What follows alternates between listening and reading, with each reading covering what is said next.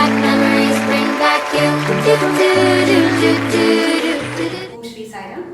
Welcome to a fresh episode of Memories Bring Back. Just imagine that you're cleaning your house, okay? You take something from your attic and you find a gift that was given long back in your life, maybe some 3 decades or 4 decades back. How happy you'll feel seeing that. I think that is the kind of joy I'm having when I see these two boys here. Our association, of course with school, they were my students, but when I was a small kid, I got to see their mother and she used to come to our house and our uncle also. So welcome to this episode, B.Prashanth and B.Aravindh. Actually, today I couldn't recognize Aravind. He was such a plump and cute boy, okay? Now he's become a trim young boy. So I couldn't identify him. Of course, this dimple smile which Prashant had even then, it's continuing. So it is nice to have both of you. Can you just introduce yourself? Like, when did you study in the school and what have you been doing after that? So, like, first Prashant will tell and then Aravind will tell. Yes. Can you go that way? Yes. Sairam ma'am, I'm very happy to be here after so many years. So I got to know about the school in the year 1996. Okay. So that was the time when I was in my 6th class, and my mother encouraged me to come here because of the background which you gave. And I studied here for 3 years, 6th, 7th and 8th. And then I moved out and then I got an opportunity to study in Sri Sathya Sai University for my BSc, MSc and MTech in Computer Science. Wow. So that's my brief background. Currently I am based out of Bangalore. I am employed in a company there. Okay, that's super. Can we hear it from Aravind now? First, I'm so happy to be here. I have to say that, and the school looks completely unrecognizable from back when we were there. Personally, I studied here for 2 years now, in 97 and 98, second and third standard. And after that, life took so many turns. I got an opportunity to do MBA in Swami's Institute. Now I'm based in Chennai in Stanchart, working in finance. Swami's grace, everything is going well in life. Means this is one another happy thing, like the same university in which we all graduated, like myself and Madhav. Now my students also have studied there, and it's something very memorable and pleasurable news for all of us. That was the point of inspiration for our mother to get us joined here. Okay. Because we all studied in Swami's college, she knew okay, quality will be maintained, so we don't have to think about it. That's really nice. So this was the introduction, okay? So, but the next round would be spin and speak. Shall we go ahead with that? Yes. And the memories bring back you.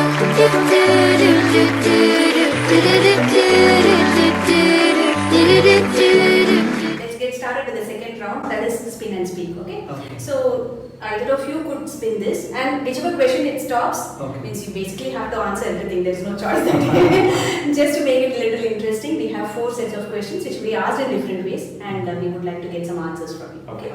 So Prashant, you Yes, are ma'am. so why don't you spin it?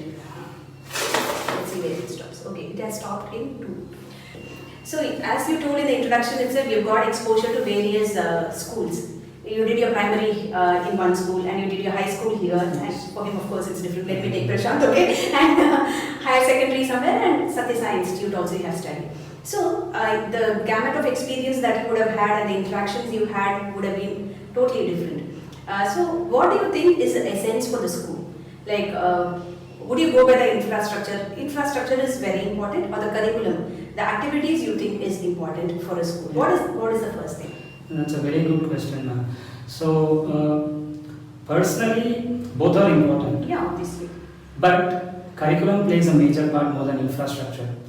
Even if the infrastructure is not so supportive, as long as the staff and the teachers are supportive, if the school functions as one family unit, then the children will get to learn a lot from that rather than just from the surroundings and the buildings. I still remember when I was studying here, now it has grown out of recognition. We used to have a ground there, man. There was an empty plot there behind. So you would go there and play. So as we were driving down today, I was thinking, probably all of those experiences have played a part in my life. Man. We don't know how it is. Particularly the extracurricular activities that we were exposed to, the Bhagavad Gita competitions.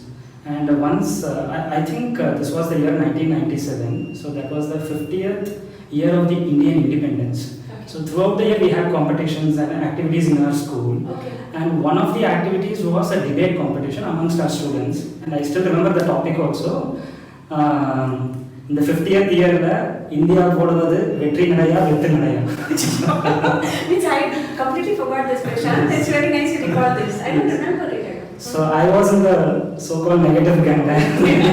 So we were like, so we had been to this Raja Annamalai Hall, if I get the name right. So it was a big stage, man. So as kids, we never had an opportunity to look beyond the four walls which we were enclosed in. But that was the first time, and our parents were so happy to know that Prashant, we never knew this. Very good, it was very good. And three of us on this side, three of us on the three of the other students on the other side. It was all Tamil debate. Okay. It was very well received. Okay. So that stage fear. So we were exposed to the fear at that time, but we were also taught the technique to slightly overcome that fear. That was one thing, and definitely Bhagavad Gita competition. And in my 7th class, I do remember we had been to the Egmore Sanskrit School competition. So what I remember in that episode is, as the teacher was asking me for the shlokas, I was drilled thoroughly from top to bottom, from left to right. Man. So she went to the last shloka of the chapter and then came back to the first shloka. And somehow I could answer all of this. I mean, I could recite all of the shlokas without a shred of fear. Why I am telling this is because 1 year back, when Sumana ma'am had conducted a rather moral class examination, she had asked me to chant Brahma Murari Surarchita Lingam. I stood up, my thighs were shivering, and all my friends called me aside and said, "What happened, Prashant?" And if that Prashant was able to perform whatever little in front of such a big audience, all the credit goes to the teachers here. I am telling it from my heart.